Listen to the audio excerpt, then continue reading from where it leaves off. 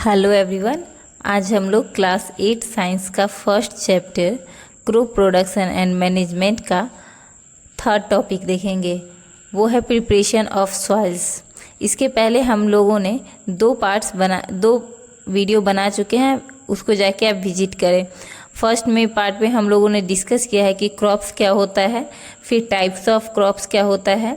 Second parts में basic practice of crop production के बारे में हमने बताया है कि कोई भी एग्रीकल्चर प्रैक्टिस करने के लिए उसमें बहुत सारा एक्टिविटीज़ को परफॉर्म करना पड़ता है, जैसे कि प्रिपरेशन ऑफ सॉइल का सबसे पहले प्रिपरेशन करना पड़ता है, फिर सोइंग करता है। सोइंग दैट मीन्स कि बीज बोना, एडिंग मैन्योर एंड फर्टिलाइजर। उसके बाद इरिगेशन होता है, प्रोटेक्टिंग फ्रॉम वीड्स होता है, हार्वेस्टिंग होता है और स्टोरेज होता है। इन तमाम चीज़ों के बारे में हमने डिस्कस किया है, आप उन्हें जाकर विजिट करें। तो अगला हमारा टॉपिक है preparation of soils. Preparation of soils के अंदर देखते हैं क्या है प्रिपरेशन ऑफ सॉइल्स। इसमें सबसे पहले जो एक्टिविटी है उसको हम लोग क्या करते हैं, जुताई। डेट मीन्स कि जो सॉइल्स है उसको लूज करते हैं।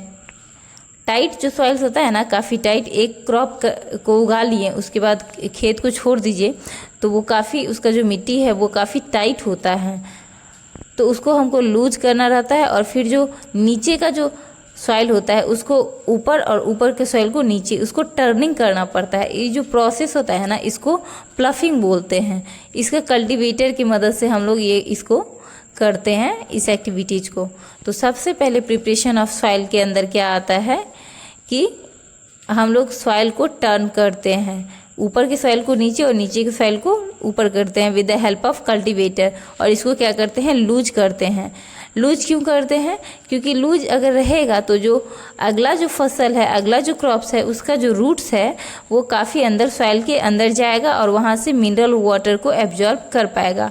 अदरवाइज अगर ये सॉइल है वो काफ़ी टाइट रहेगा, अगर लूज नहीं रहेगा तो जो ये है रूट्स होता है उसको पेनिट्रेट करके अंदर नहीं जा पाएगा और क्या बोलते हैं, मिनरल्स वगैरह सॉइल से नहीं ले पाएगा, एब्जॉर्ब नहीं कर पाएगा। तो फिर वो ग्रो कैसे करेगा? आगे देखिए, हम लोग पढ़ते हैं। The preparation of soil is the first step before growing a crop.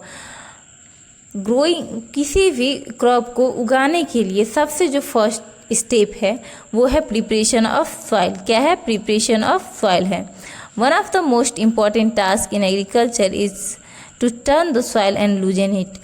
जो सबसे इम्पॉर्टेंट टास्क है एग्रीकल्चर प्रैक्टिस में, ये क्या है, सॉइल को लूज करना होता है और उसको टर्न करना होता है। This allows the roots to penetrate deep into the soil. जिसके कारण जो रूट्स होते हैं, जो प्लांट्स के रूट्स होते हैं, वो अंदर तक पेनिट्रेट करके जा पाते हैं सॉइल के अंदर तक। The loose soil allow the roots to breathe easily even when they go deep into the soil। जो लूज सॉइल होता है वो प्लांट्स के रूट को हेल्प करता है ब्रीदिंग में। इवन कि अगर सॉइल काफ़ी अंदर तक डीपली भी चला जाता है उसका रूट, फिर भी वो आराम से ये ब्रीदिंग कर सकता है। Why does the loosening of soil allow the roots to breathe easily. जो लूजनिंग ऑफ सॉइल होता है वो कैसे, डेट मीन्स कि क्यों हेल्प करता है रूट्स को काफ़ी ईजिली ब्रीदिंग में, उसके बारे में हम लोग देखेंगे।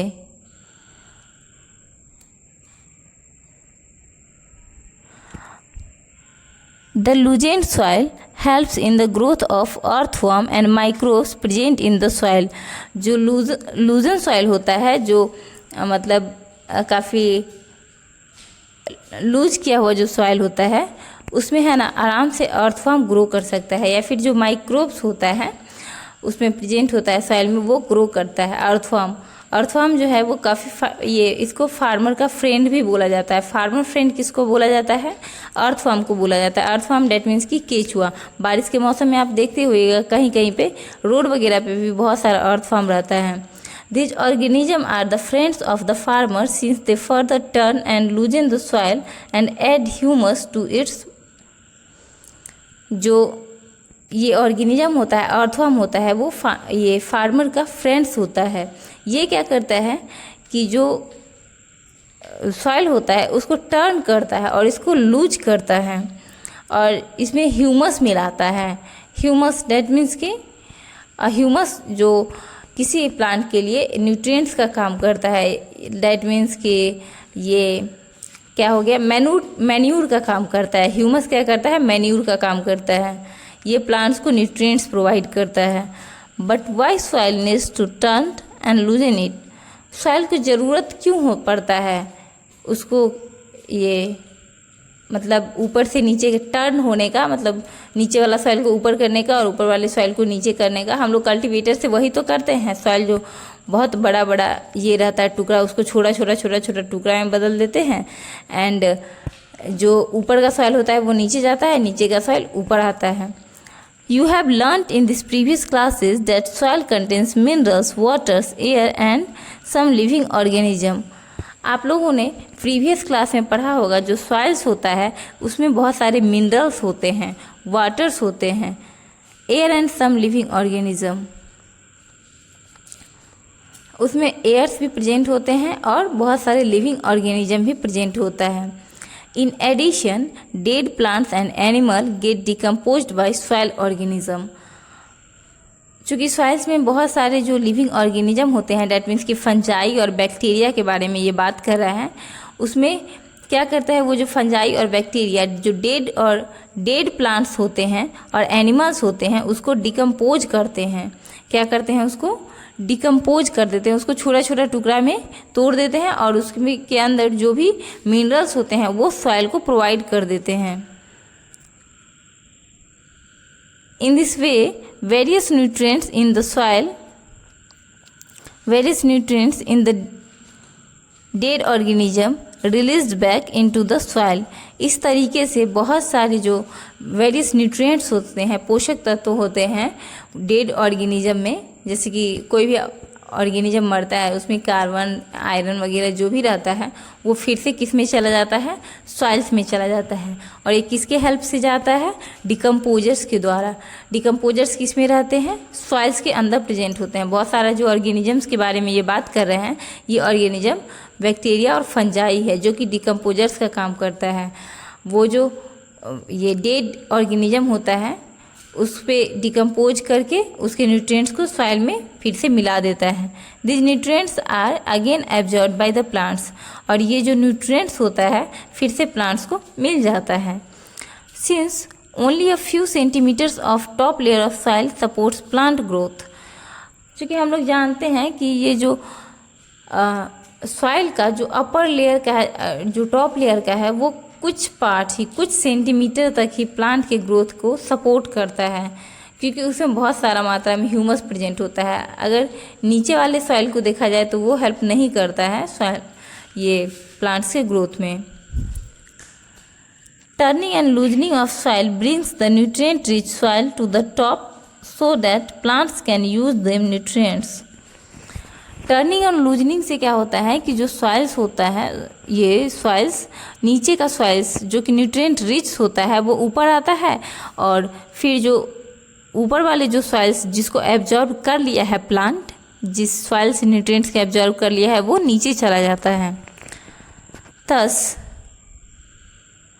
Turning and loosening soil is very important.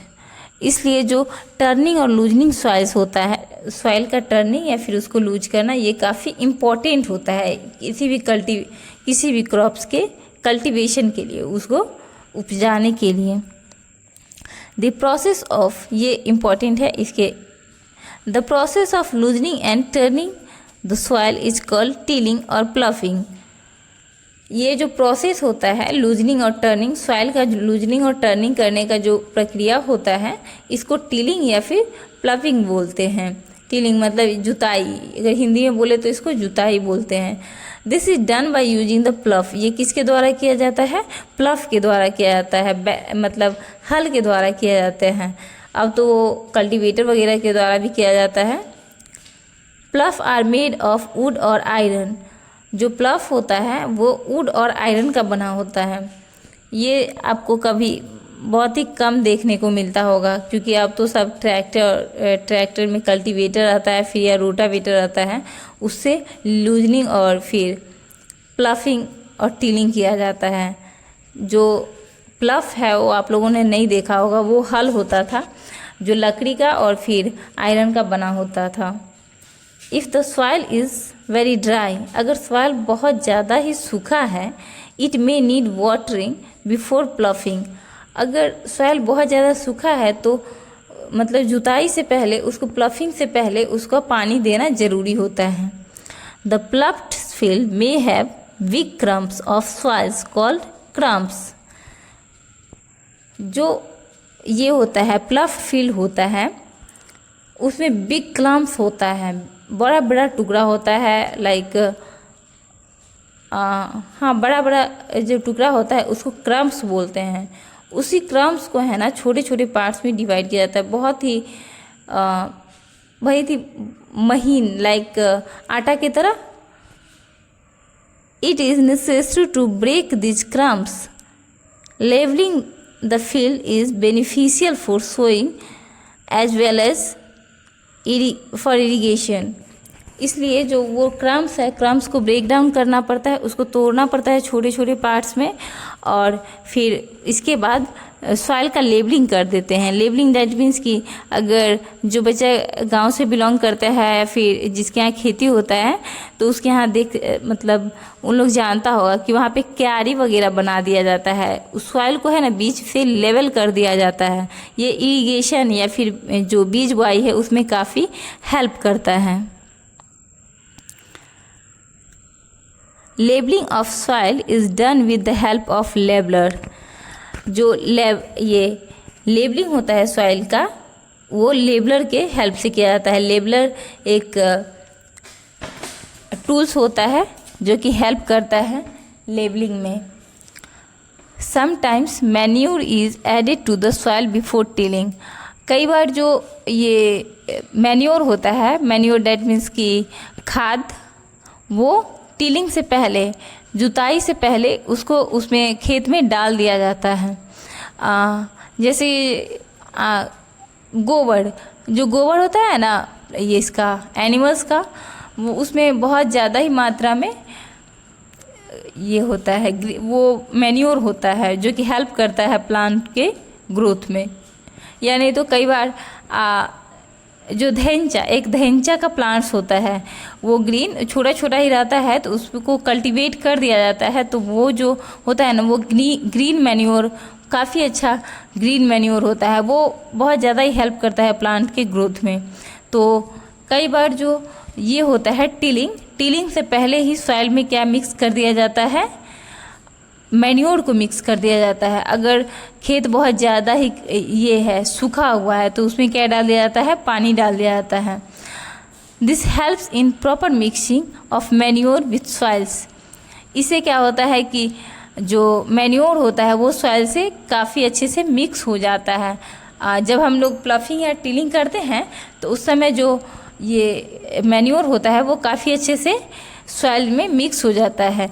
This soil is moisten before sowing, जो सॉइल होता है वो उसको मॉइस्टन किया जाता है, डेट मीन्स कि थोड़ा नमी, लाइक थोड़ा थोड़ा मात्रा में पानी की मात्रा हो, पूरा पानी एकदम गीला नहीं, लाइक थोड़ा मॉइस्ट होना चाहिए बीज बोने से पहले। ये सब कंडीशन रिक्वायरमेंट्स है। तो इसमें हम लोग देखे हैं कि सबसे फर्स्ट स्टेप होता है प्रिपरेशन ऑफ सॉइल का, वो प्लफिंग और टिलिंग होता है। क्यों करते हैं हम लोग प्लफिंग और टिलिंग? ताकि जो प्लांट्स हैं वो उसका रूट जो है वो आराम से पेनिट्रेट कर दे सॉइल के अंदर और वहाँ से मिनरल्स वगैरह ले पाए। लूजनिंग और लूजनिंग ऑफ सॉइल से और क्या ये मिलता है, हम लोग को हेल्प मिलता है, उससे अर्थफॉर्म या जो माइक्रोब्स होता है वो काफ़ी अच्छे तरीके से ग्रो कर सकते हैं। और माइक्रोब्स वगैरह क्या करते हैं, वो जो डेड और डिकेइंग मैटर को क्या करते हैं, उसको डिकम्पोज करके उसका जो न्यूट्रिएंट्स है वो सॉइल को लौटा देते हैं। डिकम्पोजर्स में मेनली बैक्टीरिया और फंजाई वगैरह आ जाता है। तो इसी के साथ हमारा अगला टॉपिक है एग्रीकल्चर इम्प्लीमेंट्स, इसको हम लोग कल डिस्कस करेंगे। Thanks for watching.